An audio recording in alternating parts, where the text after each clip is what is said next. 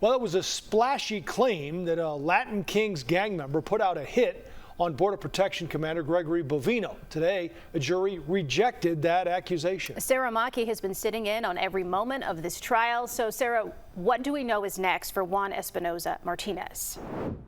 He faced up to 10 years in prison if convicted, but now a new concern. We are still waiting to find out if Juan Espinoza Martinez, who is not a U.S. citizen, could face any kind of immigration enforcement by the U.S. government.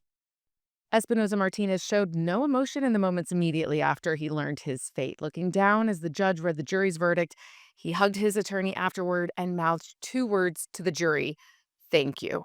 Prosecutors argued that the messages he sent to a friend and to his own brother were an attempt at murder for hire, messages that indicated the Latin Kings were offering money for Greg Bovino's murder. But defense attorneys say their client was messaging friends about neighborhood gossip, telling jurors to consider what they saw inside the courtroom as well. The key witness for the prosecution, the friend who received the messages, turned out to also be a longtime federal informant.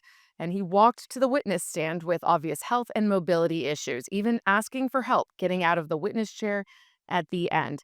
The defense argued this is not the kind of person someone would ask to carry out a hit on a government official. Oh, the defense wanted the jury to know, hey, listen, this doesn't make a lot of sense. And when something doesn't make a lot of sense, that means the government hasn't proven the case beyond a reasonable doubt. That's the issue. And I think that was highlighted by the defense. And I think maybe that is a crucial factor in their deliberations. This was the first non-immigration case that is related to the ongoing Operation Midway Blitz.